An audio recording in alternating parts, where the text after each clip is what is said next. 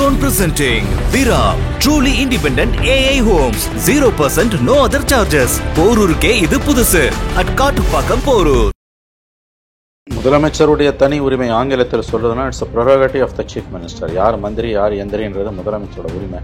எந்த இலாக்காவை யார்கிட்ட கொடுக்கணுன்றது முதலமைச்சரோட உரிமை தான். துரைமுருகன் 2010 இது அப்படியே நடந்தது. வரலாறு திரும்புது. 2006-10 கருணாநிதி கவர்மெண்ட்டில் பொதுப்பணித்துறை அமைச்சராக இருந்தார். மிக திறமையாக செயற்பட்டார் அப்படின்ற காரணத்துக்காக அவருடைய திறமையை பாராட்டி முதலமைச்சர் கலைஞர் என்ன பண்ணார், பொதுப்பணித்துறை அவர்கிட்ட பறிச்சுட்டு உப்பு சத்து இல்லாத சட்டத்துறை அவர்கிட்ட கொடுத்தார். அழுது புலம்பினார் துரைமுருகன். ஆனால் ஒன்றும் வேலைக்காகல. ஜெயலலிதா கண்ட மேனிக்கு மந்திரிகளை நீக்குவாங்க. கிட்டத்தட்ட எல்லாரும் ஒரு பீரியட் மந்திரியாக வந்துடுவான், ஒரு ரவுண்டு வந்துடுவானு. அப்போ கலைஞர் எழுதினார் முரசொலியில், யாரை எதை எதிர்பார்த்து இவர்களை அமைச்சராக்கினார் அம்மையார், எதை செய்யவில்லை என்று அமைச்சரவையிலிருந்து நீக்கினார். இன்றைக்கி அதே தான் ஸ்டாலின் அவர்களுக்கும் பொருந்தும். எதை எதிர்பார்த்து அம்மையார் இவர்களை அமைச்சராக்கினார், இவர்கள் எதை செய்யவில்லை என்று அமைச்சரவையிலிருந்து நீக்கினார். யார் மந்திரி யார் மந்திரி என்பது காலையில் பேப்பரை பார்த்தா தான் இந்த மந்திரிகளுக்கே தெரியும்னு எழுதினார். அதே தான் இன்றைக்கி நடக்குது. நாட்டினுடைய சட்டத்திட்டங்கள் குறித்து எல்லாமே சட்ட அமைச்சர் கண்ட்ரோல். அதை வச்சு என்ன பண்ணுறது? வடிவேல் பாஷையில் சொன்ன அம்மாஞ்சலிக்கு புரோஜனம் இல்லை. அவருக்காச்சும் 86 வயசுங்க. நான் இன்பநிதி கிட்ட மந்திரியாக இருக்கணுன்றாரு. உதயநிதி கிட்ட இல்லை, இன்பநிதி கிட்ட மந்திரியாக இருப்பான். 125 வருஷம் வரைக்கும் வாழணும்னு ஆசை அவருக்கு. கரப்ஷன், தலித்துகளுக்கு எதிரான கொடுமைகள் அதிகமாக, சட்டம் ஒழுங்கு பெரிய பிரச்சனையாக உருவாயிருக்கு. இதெல்லாம் கவர்மெண்ட்டுக்கு கெட்ட பேரை தான் உண்டாக்கிட்டு. இதை முதலமைச்சர் கவனத்தில் கொள்ள வேண்டும். இல்லைனா 26 இவங்களுக்கு கஷ்டம். அமைச்சர்கள் எந்த ஒரு லிஸ்ட்டை கொண்டு போய் கொடுத்தாலும் செஞ்சு கொடுக்கறதே இல்லைங்க. குறிப்பாக அங்கன்வாடி பணியாளர்கள், ரேஷன் கடை ஊழியர்கள், இன்னும் பல விஷயங்களில் யாராவது நம்ம கட்சிக்காரங்க ஏதோ ஒரு பொறுப்பு கேட்டு வந்தாங்க அப்படின்னா செஞ்சு கொடுக்க முடியாத சுச்சுவேஷனாக இருக்குது. அப்படிங்க கட்சிக்குள்ளே இருக்க உள் முரண்பாடுகள். அமைச்சர்கள் சம்பாதிக்கிற மாதிரி கட்சிக்காரர்கள் சம்பாதிக்க முடியலன்றாங்க. பச்சையாக சொன்னாதான். திமுக கீழ்மட்டத்தில் பேசி பார்த்தீங்கன்னா இருக்கக்கூடிய குமுறல் இதுதான். மந்திரி சம்பாதிக்கிறார், நாங்கள் சம்பாதிக்கலன்றாங்க. இது எங்கே போய் முட்டிக்கிறது? மந்திரினா அப்படியே நெத்தி வர நிலத்தர கூட சம்பாதிக்கிறாங்க. மாவட்ட செயலாளர் சாப்பிட்றதுக்கும் மந்திரி கொள்ளடிக்கிறதுக்கும் தான் மக்கள் ஓட்டு போட்டாங்களா திமுக? பதில் சொல்லுங்க.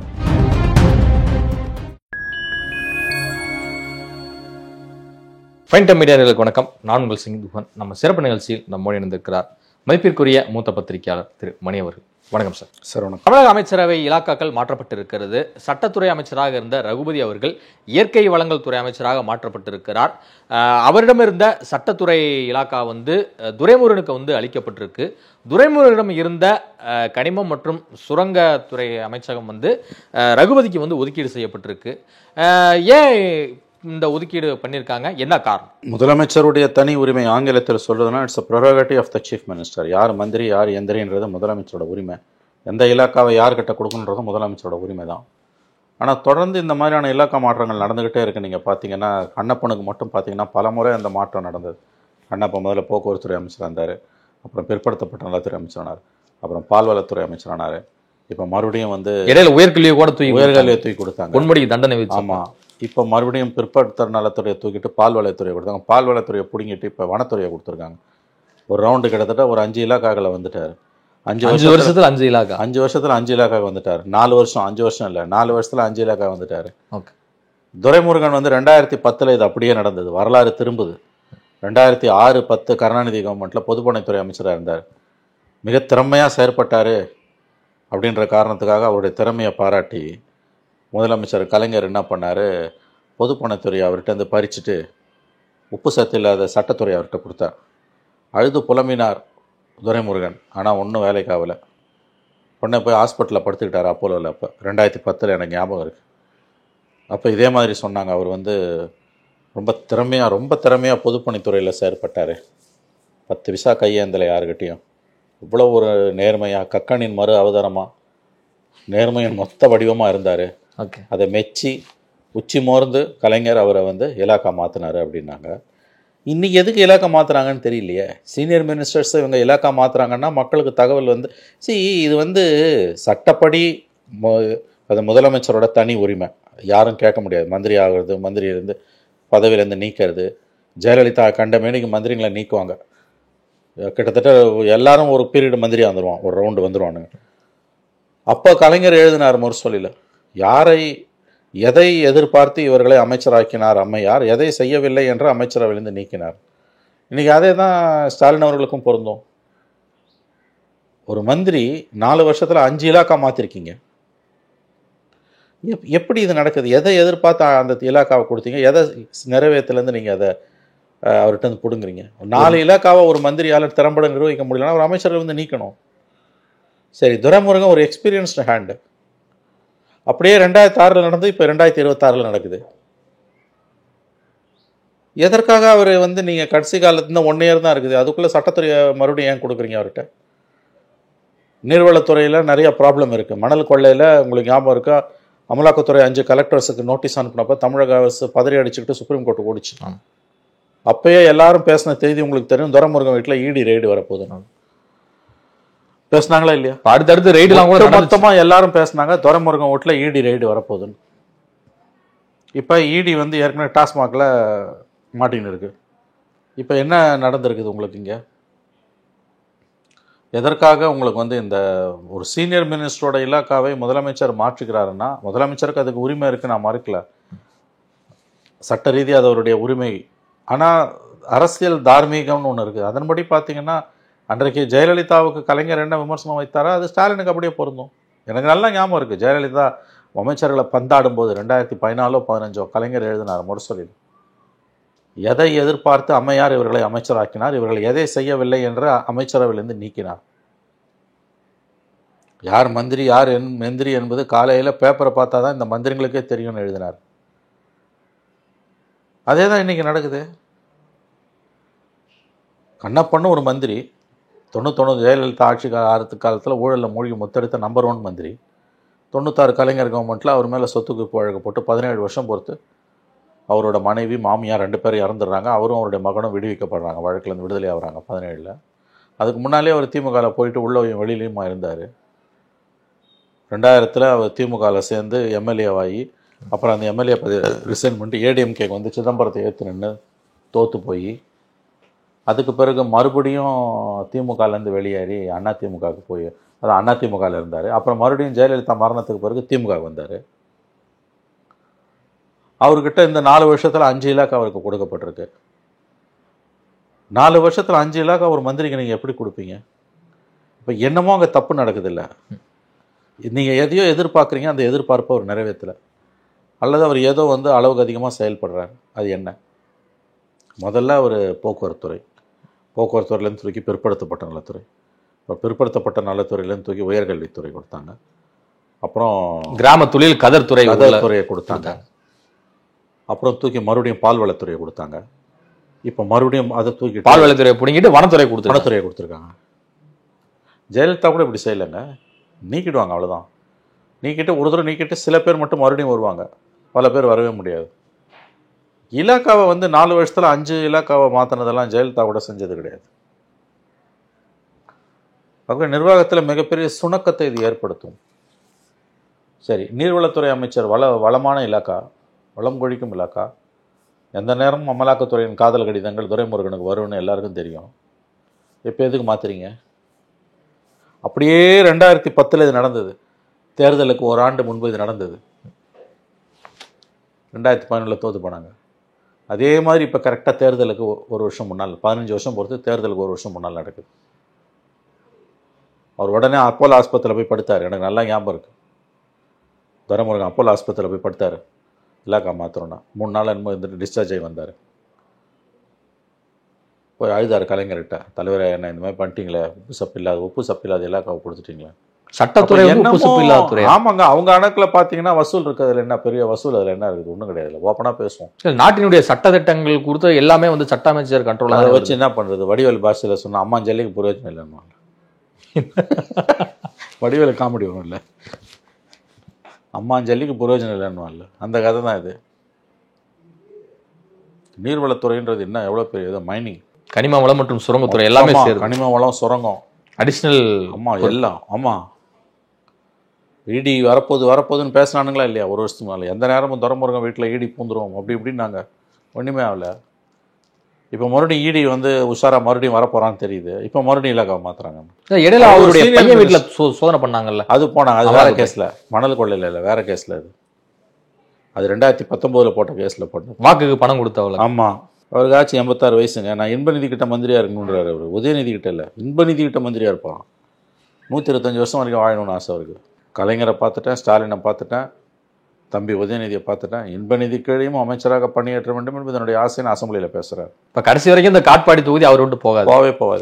125 150 வருஷம் உயிரோடு இருக்கணும்னு விரும்புகிறார் அவர். இன்னும் 60 வருஷம் அமைச்சராக இருக்கணும்னு ஆசை அவருக்கு. காட்பாடியே அவருக்கு தான். அவருக்கு பிறகு அவர் மகனுக்கு பிறகு மகனுடைய மகனுக்கு. கழகம் ஒரு குடும்பம். இதுதான் அண்ணா கண்ட திராவிட மாடல். ஆகவே இன்றைய டெவலப்மெண்ட் இன்ட்ரெஸ்டிங்கான டெவலப்மெண்ட். அவர் தம்பி வா தலைமை ஏற்க வா அப்படின்னு சொல்லிட்டு எல்லா சமூக மக்களையுமே ஒரு ஏழை எளிய மக்களை தானே கூப்பிட்டாரு. இது ஒரு ஃபேமிலிக்குள்ளே வந்துடுச்சு, அவ்வளோதான். சங்கர மடம் தான், வேற என்ன. நேரம் வரும்போது அவரவருக்கும் வாரிசுகளுக்கு பட்டாபிஷேகம் நடக்கும். சொன்னால் அவங்களுக்கு கோபம் வரும். ஆகவே துரைமுருகன் இலாக்கா மாற்றம் முக்கியமானது. 2010 நடந்தது, இப்போ நடக்குது. தேர்தல்களுக்கு ஒரு ஆண்டு முன்பு நடந்தது, இப்போ மறுபடியும் 15 ஆண்டுகள் பொறுத்து நடக்கிறது. வரலாறு திரும்புகிறது. ஆங்கிலத்தில் ஒரு சொல்லாடல் உண்டு, மார்க்ஸோ யாரோ சொன்னது, history repeats it self, first time as a tragedy, second time as a farce அப்படின்வாங்க. வரலாறு ஒவ்வொரு முறையும் திரும்ப திரும்ப நிகழும். முதன்முறை துன்பியல் நாடகமாக இருக்கும், இரண்டாவது முறை கேலி கூத்தாக இருக்கும். History repeats itself. First time as farce, second time as tragedy. No. First time as tragedy, second time as farce. No.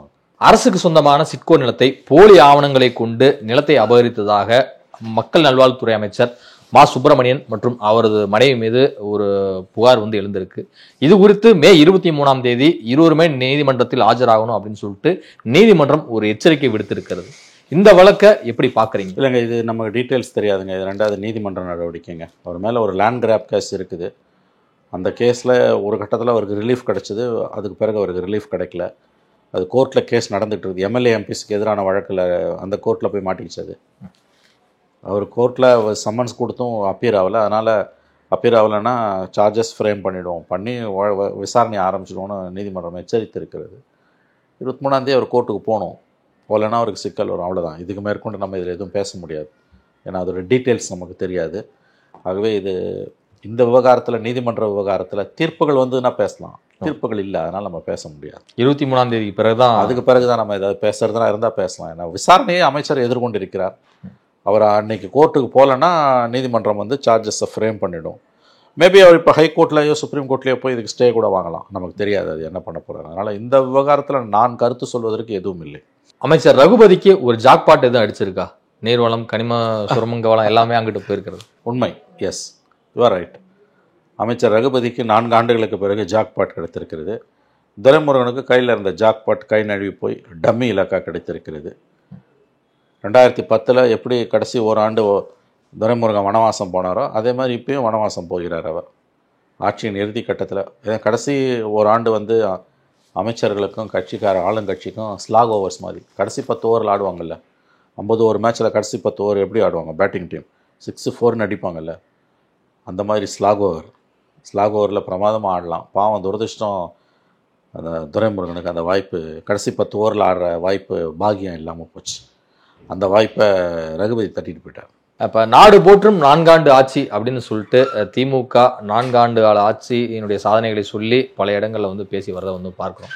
முதலமைச்சரும் வந்து அடுத்த முறையும் திமுக ஆட்சி தான் அமையும், நீங்கள் எழுதி வச்சுக்கோங்க அப்படிங்கிறாரு. கலை யதார்த்தம் அப்படித்தான் இருக்கா? இன்னும் ஓராண்டு இருக்குங்க, நம்ம உறுதியாக சொல்ல முடியாதுங்க. 4 முனை போட்டி வந்து விஜயம் தனியாக நின்னா திமுக வெற்றி பெற வாய்ப்புகள் அதிகம், சந்தேகமில்லை. அதனால் அதை ஒதுக்கி தள்ள முடியாது. நாடு போற்றும் 4 ஆண்டுன்றது அது அந்த அம்மா சொன்ன வாசகம், அது ஜெயலலிதா சொன்னது. 100 ஆண்டு பேசும் ஓராண்டு சாதனைனாங்க, 100 ஆண்டு பேசும் ஓராண்டு சாதனைனாங்க அந்த அம்மா. இவங்க 2023 ஒரு ஸ்லோகன் வச்சாங்க, ஈடு இல்லா 2 ஆண்டு ஆட்சி அப்படின்னாங்க. அப்போ தான் செந்தில் பாலாஜி கைது பண்ண காலகட்டம். அப்போ அதிமுக அதுக்கு ஒரு எதிர் ஸ்லோகன் வச்சாங்க, ஈராண்டு ஆட்சி ஈடிஏ சாட்சின்னு. செந்தில் பாலாஜியை தூக்கி உள்ள வச்சதுக்கு எல்லாம் ரைமிங் தான். கரெக்டாக சொன்னீங்க. எதுகை மோனையில் வண்டியை ஓட்ட வேண்டிதான். இது இப்போ என்ன சொல்லியிருக்காங்க? 4 ஆண்டு ஆட்சி, நாடு போற்றும் 4 ஆண்டு ஆட்சி. இது அகிலம் போற்றும் 5 ஆண்டு ஆட்சியாக மாறுமா என்னன்றது மக்களுக்கு தான் தெரியும்.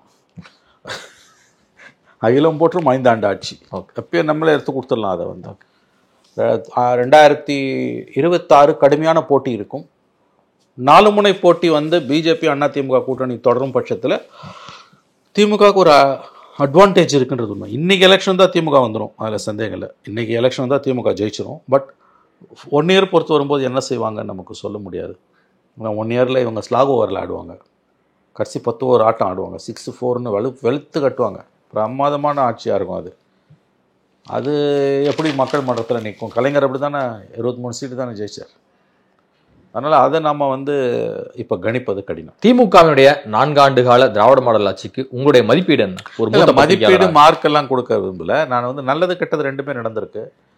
இந்த பள்ளி குழந்தைகளுக்கான அந்த சத்துணவு திட்டங்கள், பெண்களுக்கான சில நல்ல திட்ட உதவிகள், நான் முதல்வன் ஸ்கீம், தொழிற்சாலைகளை பெரிய அளவில் கொண்டு வருது, இதெல்லாம் பாராட்டத்தக்க விஷயங்கள் தான். அதில் எந்த சந்தேகமுமே கிடையாது. டு பி ஃப்ராங்க், நோக்கம் நல்ல நோக்கம் இருக்குது, இன்டென்ட்னு வாங்க, அரசின் நோக்கம் நல்லதாக இருக்குது, செய்யணும்னு முதலமைச்சர் விரும்புகிறாரு. அதிலெல்லாம் எனக்கு மாற்று கருத்தே இல்லை. பிரச்சனை எங்கே வருதுன்னா, ஊழல் ரொம்ப அதிகமாக இருக்குது, கரப்ஷன் ரொம்ப அதிகமாக போயிட்டுருக்குது, தலித்துகளுக்கு எதிரான கொடுமை ரொம்ப மோசமாக இருக்குது. கரப்ஷன், தலித்துகளுக்கு எதிரான கொடுமைகள் அதிகமாக, சட்டம் ஒழுங்கு பெரிய பிரச்சனையாக உருவாகிட்டு இருக்குது.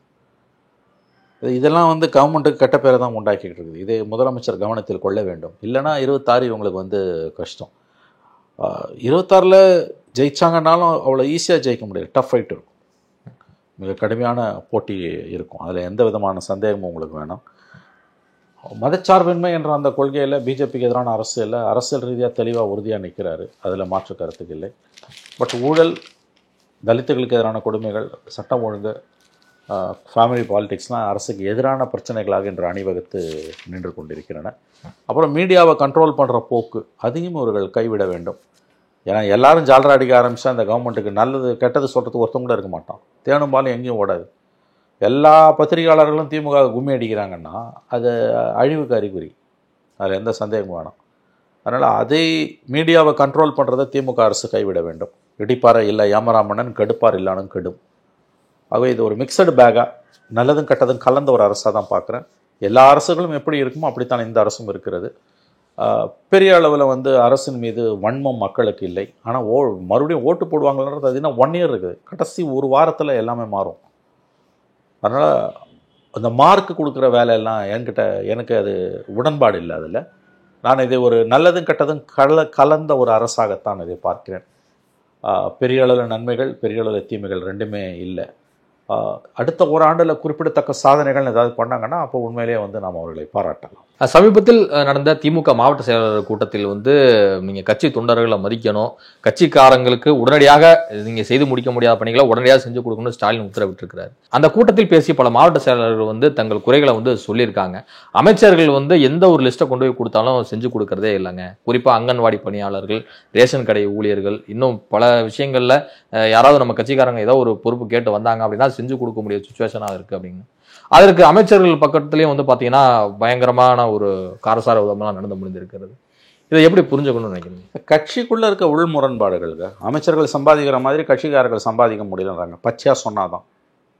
நீங்கள் திமுகவில் கீழ்மட்டத்தில் பேசி பார்த்தீங்கன்னா இருக்கக்கூடிய குமுறல் இதுதான். மந்திரி சம்பாதிக்கிறார், நாங்கள் சம்பாதிக்கலைன்றாங்க. இது எங்கே போய் முட்டிக்கிறது? மந்திரினா அப்படியே நெத்தி வர நிலத்தர ஊழல் சம்பாதிக்கிறாரா? அமைச்சருக்கு வர கட்டிங் கீழே போகலன்றாங்க. பச்சையாக சொன்னால் இதான். அப்போ ஊழல் உங்கள் சிஸ்டத்தில் அப்படியே ஊறி போச்சு. இது திமுக மட்டும் இல்லை, நான் சொல்கிறேன் சத்தியமாக திமுக மட்டும் நினைக்க வேணாம். திமுக நண்பர்கள் ஏதோ அவங்கள மட்டுமே சொல்கிறதா நினைக்க வேணாம். இதுதான் அண்ணா திமுகலையும் 5 வருஷம் 10 வருஷம் அவங்க இதே தான் பண்ணாங்க. அவங்க ஃபார்முலா போட்டு பண்ணுவாங்க.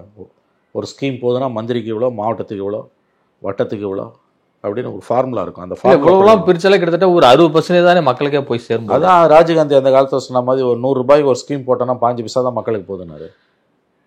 திமுகக்குள்ளே இருக்கக்கூடிய ஒரு உள் முரண்பாடு இன்றைக்கி என்னென்னா, மறுபடியும் சொல்கிறேன், மந்திரிகள் சம்பாதிக்கிற மாதிரி கட்சிக்காரன் சம்பாதிக்கலைன்னு, சம்பாதிக்கிறது வித்தின் கோட். அந்த பிரச்சனையை முதலமைச்சர் எப்படி தீர்த்து வைக்க முடியும்? லஞ்சம் வாங்குறதே தப்பு, கட்சிக்காரனுக்கு பங்கு கூட நான் சொல்ல முடியும் முதலமைச்சர் சொல்ல மாட்டார். வாப்பனா பேசுகிற பேச்சுங்க அது. நான் போய் லிஸ்ட்டு கொடுக்குறேன், மந்திரி போஸ்டிங் போட மாட்டேங்கிறாரு.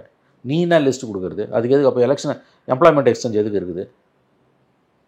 அங்கன்வாடியில் அப்பாயின்மெண்ட் பண்ணணும், ரேஷன் கடையில் அப்பாயின்மெண்ட் பண்ணணும். என்ன ப்ரொசீஜரு? அதுக்கு எம்ப்ளாய்மெண்ட் மூலியமாக தான் போகணும். எம்ப்ளாய்மெண்ட் எக்ஸ்சேஞ்ச் மூலமாக போங்க. ஆமாம். இல்லை உள்ளூர் அளவுன்னா கலெக்டர்கிட்ட நோட்டிஃபிகேஷன் கொடுங்க. ஆமாம். ஏதாவது ஒரு ப்ரொசீஜர் சிஸ்டம் வைங்க. இதுதான் கவர்மெண்ட் அஃபிஷியல் சிஸ்டம் எதுவோ அதை வைங்க. எல்லாத்தையும் எம்ப்ளாய்மெண்ட் எக்ஸ்சேஞ்சில் கொண்டு வர முடியாது, எனக்கு புரியுது. எல்லாத்தையும் தேர்வு எழுதியும் கொண்டு வர முடியாது, புரியுது. சிலதெல்லாம் நீங்கள் வந்து கால் ஃபார் பண்ண தான் முடியும். இவ்வளோ அப்ளிகேஷன் போடுங்க, இவ்வளோ பேர் இருக்குன்னு. டிஸ்ட்ரிக்ட் கலெக்டர் எம்ப்ளாய்மெண்ட் மூலம் பண்ணிக்க வேண்டியதான். சம் சிஸ்டம், கவர்மெண்ட்டுக்கு சம் சிஸ்டம் இருக்கும். அது ஒரு சில பதவிகள் அப்படிதான் போடப்படும், பண்ண முடியும். அப்படிதான் நான் ஒத்துக்கிறேன். முடிஞ்சா எம்ப்ளாய்மெண்ட் எக்ஸ்சேஞ்ச், இல்லைன்னா நேர்வு தேர்வு, இல்லைன்னா நேரடியான நேர்முக தேர்வு, இப்படி ஏதாவது ஒரு சிஸ்டம் வைங்க. மாவட்ட செயலாளர் கொடுக்குற லிஸ்ட்டை மந்திரி போடலைன்றது அது ஒரு பிரச்சனையா? மாவட்ட செயலாளர்னா அவர் வந்து தர்ம பிரபு, அவர் காசு வாங்கிட்டு தான் அவர் கொண்டு போகிறாரு. அப்போ இது யாருக்குள்ள இது வந்து முறைகேடாக செயல்படக்கூடிய 2 பேருக்கு இடையில் வர பிரச்சனை. இதுதான் உங்கள் கட்சியோட பிரச்சனைனா நீங்கள் படு மோசமான நிலைமையில் இருக்கீங்கன்னு அர்த்தம். என்னை மதிக்கலன்னு மாவட்ட செயலாளர் மந்திரியை பற்றி பொதுக்குழுவில் சிஎம் கிட்ட கம்ப்ளைண்ட் பண்ணாருன்னா இந்த குற்றச்சாட்டே அவலமானது இல்லையா? இன்னத்துக்கு மதிக்கணும்னா தப்பான காரியம் பண்ணுறதுக்கு இல்லையா? நான் கொடுக்குற லிஸ்ட்டை மந்திரி போடலைன்னா அது எப்படிங்க குற்றச்சாட்டாகும்? இது உங்கள் நாட்டை இதுனா இந்த ஓட்டு போட்டு மக்கள் உங்களுக்கு தேர்ந்தெடுத்தது மாவட்ட செயலாளரும் மந்திரியும் கொள்ளடிக்கிறதுக்கா? அப்போ திருவாளர் பொதுஜனத்தோட நிலைமை என்ன? அதுக்கு பதில் சொல்லுங்க. இது எப்படிங்க பிரச்சனையாகும்? அப்போ ஊழல் வந்து நீக்கமர நிறைஞ்சிருக்கு உங்கள் கவர்மெண்ட்டில். ஊழல் வந்து கரபுரண்டு ஓடுது, வெள்ளமாக ஓடுது ஊழல். அதை நீங்களே சொல்கிறீங்க. 2 மாவட்டங்களில் மாநகர பத்திரிகைகள் எல்லாமே பதிவு பண்ணும்போது அப்போ அந்த பேச்சு எழுந்திருக்கு தானே அர்த்தம். அதை தாங்க நான் சொல்கிறேன் உங்களுக்கு. அது பேசுனது உண்மைங்க. இதுலேருந்து நீங்கள் என்ன தெரிஞ்சுக்கணும்? மந்திரி கட்டிங்கில் மாவட்ட செயலாளர் பங்கு கேட்குறாரு, உண்மையா இல்லையா? இது வெக்கக்கேடா இல்லையா உங்களுக்கு? அப்போ வெள்ளம் வந்து கரபுரண்டு ஓடுது ஊழல், கூச்ச நாச்சமே கிடையாது, ஓப்பன் ஆயிடுச்சு. Open corruption. 2 மாநகராட்சி கமிஷனரை மாற்றுறாங்கல்ல திமுகவில். எல்லா மாநகராட்சியும் திமுக கண்ட்ரோலில் இருக்குது. 2 மாநகராட்சி கமிஷனரை ஏன் மாற்றுறாங்க? திருநெல்வேலியிலையும் கோயம்புத்தூர்லையும் ஏன் மாற்றுறாங்க? வெளிப்படையாக அந்த மாநகராட்சி கவுன்சிலர் வந்து பேட்டி கொடுத்தான், தெரியும். உள்ளூர் தொலைக்காட்சியில் மணிக்கணக்காக பேசினாங்க. மேயர் தூக்குனா பக்கம் பக்கமாக பேப்பரில். இதுக்கு சொந்த கட்சி மேயர் தான். சொந்த கட்சி பக்கம் பக்கமாக பேப்பருக்கு பேட்டி கொடுத்தானுங்க. லஞ்சமோ லஞ்சம், ஊழலோ ஊழல், கரபுரண்டு ஓடுது. யாரு? திமுக மாநகராட்சி கமிஷனர் மேலே திமுக கவுன்சிலரே கொடுக்குறான். நல்லா கவனிங்க. அண்ணா திமுக கவுன்சிலர் கொடுக்கல, பிஜேபி கவுன்சிலர் கொடுக்கல, மேயர் மேலே கம்ப்ளைண்ட் பண்ணுறவன் திமுக கவுன்சிலரு, கம்ப்ளைண்ட்டுக்கு உள்ளாகி இருப்பவர் திமுக மாநகராட்சி மேயர். உங்கள் கவர்மெண்ட்டில் ஊழல் இருக்குன்றதுக்கு இதை விட வேற என்ன ஆதாரம் வேணும்? சரி, எத்தனை வழக்குகளில் சென்னை உயர்நீதிமன்றம் லஞ்சம் வந்து தலைவிரிச்சு ஆடுது தமிழ்நாட்டில்னு சொல்லியிருக்கு. ஒரு லிஸ்ட் எடுப்போமா? இந்த கவர்மெண்ட்டில் எங்கே கரப்ஷன் இருக்குது, ஆதாரத்தை கொடுன்னு கேட்குறாங்க சில அறிவுஜீவிகள். உனக்கு மனசாட்சி கொஞ்சம் கண் பார்வையும் காது கொஞ்சம் நல்லா கேட்டால் இது தெரியும். இங்கே லஞ்சம் தலைவிரிச்சு ஆடுது. அடுத்த உதாரணம் தான் பொதுக்குழு செயற்குழுவில் மாவட்ட செயலாளர் கூட்டம். மந்திரி என்னை மதிக்க மாட்டேன்றார் மாவட்ட செயலாளர். உன்னை எதுக்கு மதிக்கணும்? மந்திரி மதிக்க வேண்டியது சட்டத்தை, மாவட்ட செயலாளரை கிடையாது. ஒரு அப்பாயின்மெண்ட் போடுற 10 போஸ்டிங் இருக்குது. ஒரு மாவட்டத்தில் 10 போஸ்டிங் நுகர்பொருள் வாணிப கழகத்தில் இருக்குது. கட்சிக்காரனுக்கு துட்டை வாங்கின்னு கட்சிக்காரன் போடுவான். அப்போ மக்கள் என்ன வாயில் வந்து லாலிபாப் வச்சு சாப்பிட்னு இருப்பாங்களா? மாவட்ட செயலாளர் சாப்பிட்றதுக்கும் மந்திரி கொள்ளடிக்கிறதுக்கும் தான் மக்கள் ஓட்டு போட்டாங்களா திமுக? பதில் சொல்லுங்கள். இதுதான் திமுகவோட பிரச்சனைனா அப்போ இது வந்து கொள்ளையர்கள் மத்தியில் நடக்கிற போட்டி. ஊழல் அங்கே தலைவிரிச்சு ஆடுது இந்த கவர்மெண்ட்ன்றதுக்கு இதை விட உதாரணம் தேவையில்லை. போஸ்டிங்கு, அங்கன்வாடி, ரேஷன் கடை, இதிலெல்லாம் வந்து அப்படியே மாவட்ட செயலாளர் சொல்கிறத போட்டுடணும் அப்படின்னு ஒரு மாவட்ட செயலாளர் கேட்குறாங்கன்னா அருவருப்பாக இல்லையா? அது உங்கள் சிஸ்டம் எவ்வளோ கொலாப்ஸ் ஆகுது. மந்திரி அதை போட மாட்டேன்றாரு. மந்திரி ஏன் போட மாட்டேன்றாருன்னு அவர் ஒன்றும் உத்தரமும் கிடையாது. மந்திரி அவர் கட்டிங்கில் போடுறாரு, நான் ஏன்டா உனக்கு போடணுன்றாரு. இதெல்லாம் தானங்க உண்மை இல்லையா? எல்லா பேப்பரும் இதை எழுதியிருக்கான், எல்லாமே எழுதிட்டாங்க, எல்லாம் எழுதிட்டான். மறுப்பு வரல. திரைமறைவு அரசியல் எல்லாமே எழுதிட்டாங்க. திரைமறைவு அரசியல் எல்லாருமே எல்லாம் எழுதிட்டான். இதுல எதுக்குமே உங்ககிட்ட கவர்மெண்ட் கிட்ட இருந்தோ திமுக கிட்ட இருந்தோ மறுப்பு வரல. அப்போ ஊழல் வந்து வெள்ளமா ஓடுது. லஞ்சமோ லஞ்சம், காட்டாற்ற வெள்ளமா திமுக ஆட்சியில் லஞ்ச லாவணியம் பெருக்கெடுத்து ஓடுதுன்றதுக்கு இதெல்லாம் தானங்க உதாரணம். வேற என்ன உனக்கு உதாரணம் வேணும்? ஏன் எதிர்கட்சி பேச மாட்டேன்றான் அதிமுக? ஏன்னா இதை தான் அவன் செஞ்சான் 10 வருஷம். இப்போ அடுத்த 5 வருஷம் செய்யணும். செந்தில் பாலாஜி அவர்கள் சொன்னது டாஸ்மாக்ல அவங்க நடைமுறை அது உண்மைங்க. அவரு உண்மையிலே செந்தில் பாலாஜி வந்து ஒரு மிகப்பெரிய மேதைங்க. அவரு ரொம்ப தெளிவா சொன்னார். அவரு நான் தப்பு பண்ணலன்னு அவர் சொல்லல, ஓகே அவங்க என்ன பண்ணாங்களோ அதுதான் நாங்களும் பண்றோம்னாரு. உண்மையிலே மிகச்சிறந்த பதில் அது. ஒன்று சொன்னாலும் பொண்ணு எழுத்துக்களால் பொறிக்கப்பட வேண்டியது செந்தில் பாலாஜி சொன்னது. ரொம்ப அழகா பேசினாரு. அதான் அந்த அனுபவம்ன்றது. இந்த மாதிரி ஈடி சொல்லுதே, பாட்டிலுக்கு இவ்வளோ வாங்கினாங்க, ஃபேக்ட்ரியிலேருந்து வாங்கின போது இவ்வளோ வாங்கினாங்க அப்படின்னா, இது பாருங்க, அதிமுக கவர்மெண்ட்டில் எடப்பாடி பேரில் என்ன நடைமுறை இருந்ததோ அதே நடைமுறை தான் இந்த கவர்மெண்ட்லையும், ஸ்டாலின் கவர்மெண்ட்லையும். முடிஞ்சு போச்சு கதை. அவன் எப்படி பாட்டிலுக்கு 10 ரூபாய் வாங்கினா நான் 20 ரூபாய் வாங்குறேன், அப்போ 2 பேரும் ஒன்று தானே. இதுவரை உங்கள் பல்வேறு கருத்து கொண்டு பண்ணி கரண்ட் சார்.